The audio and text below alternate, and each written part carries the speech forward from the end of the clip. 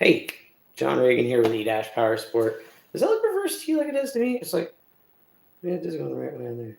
It just looks reversed on the screen. It's like a mirror thing. Anyway, I wanted to do a quick little video for you guys because I've been missing the coffee chats and stuff. We've been working on the shop.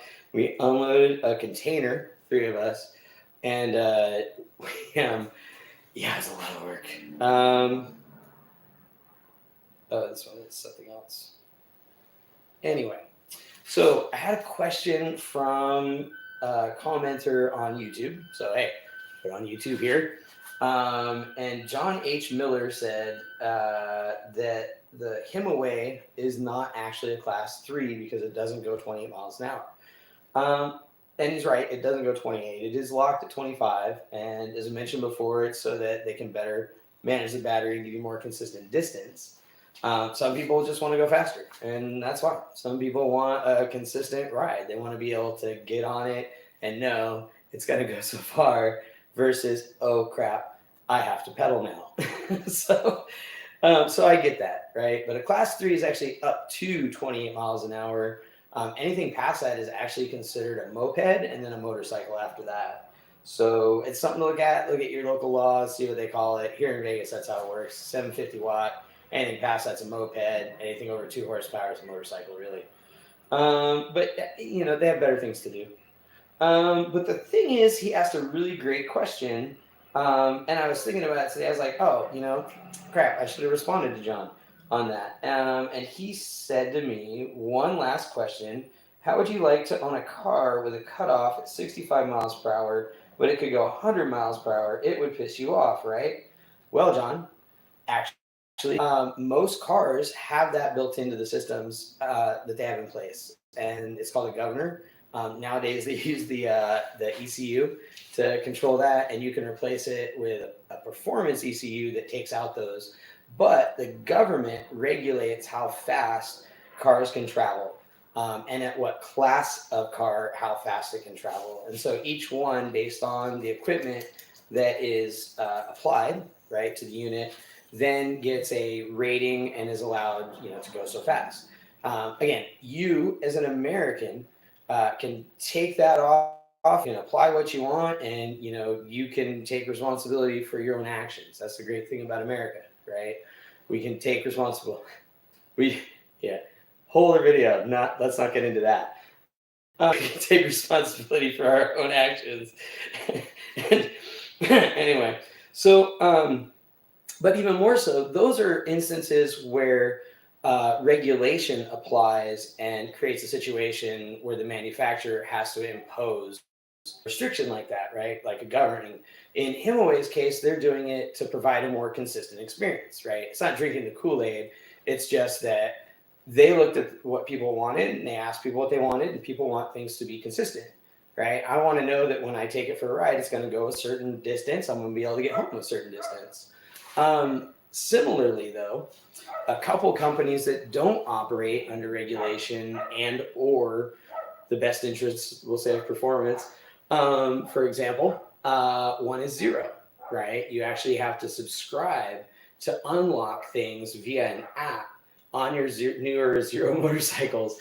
That's met with considerable backlash, and I can tell you that is nothing we plan on doing. We're really looking at as we move forward and look at developing things, software, apps, things to connect to your phone. We're looking at it very local, with very obvious options to make it less localized, apply to the cloud, things like that. But applying privacy across, we're really, yeah, we're not into things like that where it's like, hey, like you said, John, like we don't want to give you a bike that can do 100 and then tell you in order to get that extra 35 miles per hour, you have to pay us every month $5.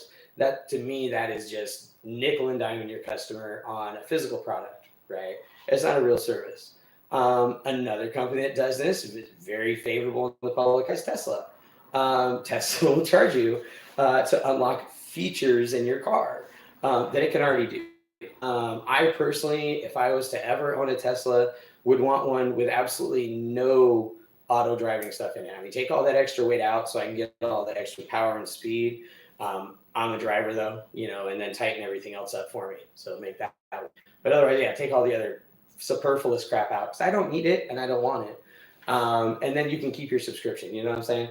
So to answer your question, John, in the case of Himiway, they're doing it truly in the best interest of the customer. That's not drinking the Kool-Aid. That's looking at how it works. That's talking with their senior executive team a few weekends ago about it and discussing it with them. They're like, you got it. You understand what we're doing with this and the consistency we're trying to create for the customer. It's like, absolutely.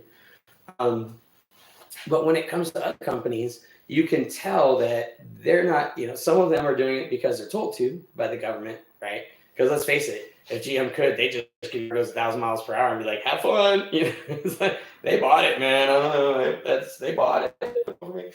But the government keeps that all in check. They help protect us from ourselves on the road, which is probably a good idea. And I should say they protect us from each other on the road by doing things like that.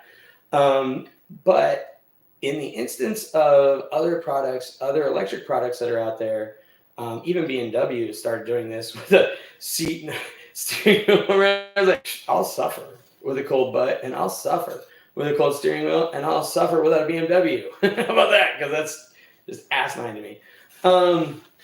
To charge somebody, you charging me service on my thing, you get out of my, you know what I mean? We already went over this with computers. Get out of here. So I don't understand why companies would think it's okay to do it now. But yeah, I mean, when you think about it, it's not Himiway that's doing it in a negative sense. They're doing it again to make sure that their product performs consistently for the customer. If you want to look at companies that are doing things like that in a negative sense, then yeah, I mean, actually look at Zero, look at Tesla. They're actually applying this concept in my mind, at least, a negatively consumer impacting subscription model when they could just give it to you. They don't have to apply that. I mean, Jesus Christ, how much car? I apologize. How much does that car cost? It's like, yeah, man, these I can buy for that. Hey, crowd up on a Tesla. So anyway, a whole other day of conversation, but I just wanted to address your comment, John H. Miller. This is for you. And anybody else out there that might be thinking, oh, that's just a way to lie to people and stuff. No. A way you lie to people is telling it goes 60 to 80 miles, and then you tell them, with a 120-pound child on it, doing pass one on a completely flat salt out in the salt flats, for miles and stuff. That's lying. When we test our bikes, we take that into account, what the manufacturer says, but we also do throttle-only testing to see how far they go. I've gotten really good at estimating these at this point with their weight and the battery packs and, really kind of downranging, essentially. So you get a realistic understanding of how far you can go with the gas you have without helping it. So there you go. I hope that helps some people. May it help somebody else other than Don out there understand that, in some instances, that kind of limiting is in the customer's best interest. And in a lot of instances that people have already fully accepted, it's just taking more money out of your customer's pocket, right? Good day. I got to get to work. See you down at the shop. Come down, check it out. How do you turn this thing off? Yes, stop shooting.